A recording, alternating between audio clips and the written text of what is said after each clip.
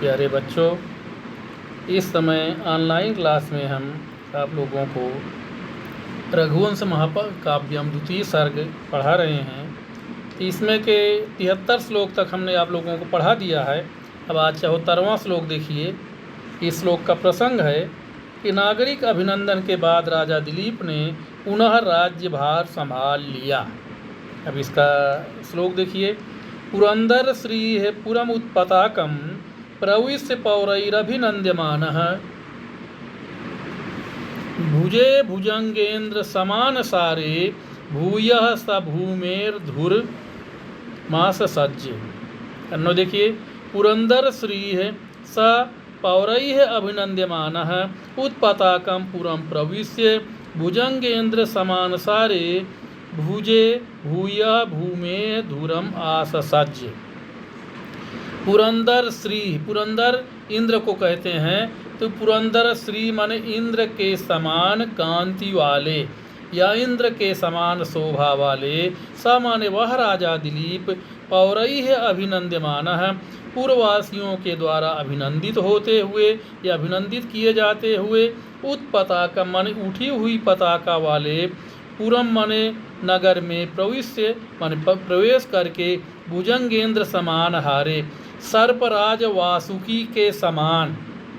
भुजंगेंद्र माने सर्पराज वासुकी के समान बलशाली। भुजे माने भुजाओं में, भूयः माने पुनः, भूमे धुरम आस सज्ज भूमि के भार को, धुरम माने भार को, भूमि के भार को, पृथ्वी के भार को पुनः संभाल लिया या पुनः धारण कर लिया। फिर से देखिए। पुरंदर श्री माने इंद्र के समान कांति वाले या इंद्र के समान शोभा वाले। स माने वह राजा दिलीप पौरैः अभिनन्द्यमानः नगरवासियों के द्वारा या पूर्ववासियों के द्वारा अभिनंदित किए जाते हुए उत्पताका माने उठी हुई पताका वाले पुरम प्रविश्य माने नगर में प्रवेश करके भुजंगेंद्र समान सारे सर्पराज वासुकी के समान बलशाली। भुजे माने भुजाओं में, भुजाओं से, भूया माने पुनः, भूमे धुरम आस सज्ज पृथ्वी के भार को पुनः आस सज्ज माने संभाल लिया या धारण कर लिया। एक बार फिर से देखिए। पुरंदर श्री माने इंद्र के समान कांति वाले।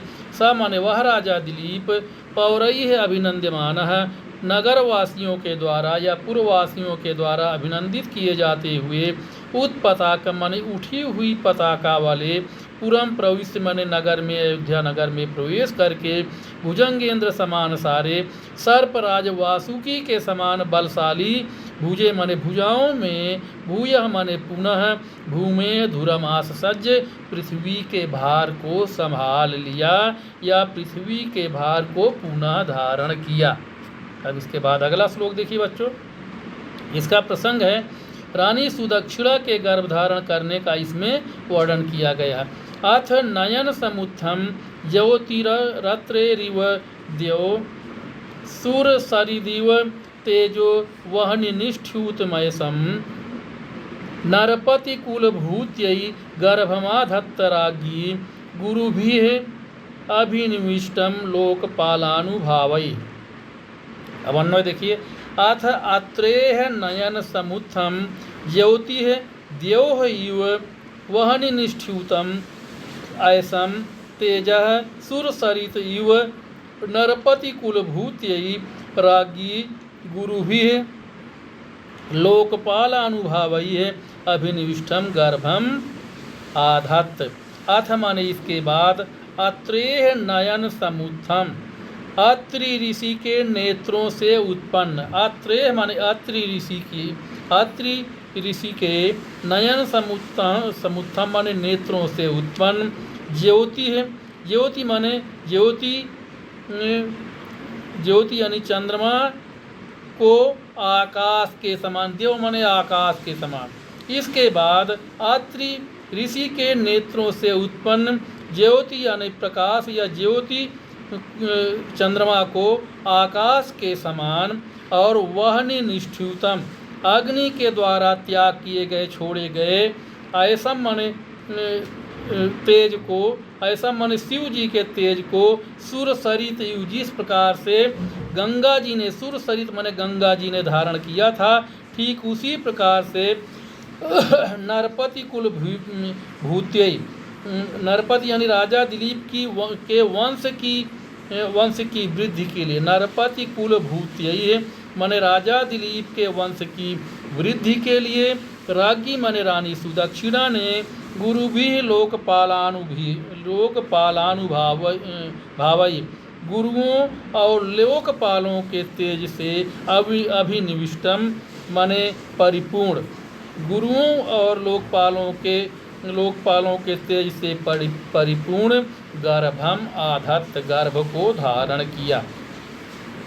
यानी फिर से एक बार देखिए, अथ माने इसके बाद, अत्रेय नयन समुत्थम, अत्रि ऋषि के नेत्रों से उत्पन्न ज्योति को आकाश के समान या चंद्रमा को आकाश के समान, वहनि निष्ठ्यूतम माने अग्नि से त्यागे गए, अग्नि के द्वारा तेजे गए, ऐसा त्यागे गए, ऐसम त्याजः तेजः यानी भगवान शिव के तेज को जिस प्रकार से सुर सरित माने जिस प्रकार से गंगा जी ने धारण किया था, नरपति कुल भूत्यै राजा दिलीप के कुल की वृद्धि के लिए, राज्ञी माने रानी सुदक्षिणा ने गुरु भी लोकपालानुभावई है, गुरुओं और लोकपालों के तेज से युक्त, अभिनिविष्टम माने परिपूर्ण यानी गुरुओं और लोकपालों के तेज से परिपूर्ण गर्भ को रानी सुदक्षिणा ने आधत्त माने धारण किया।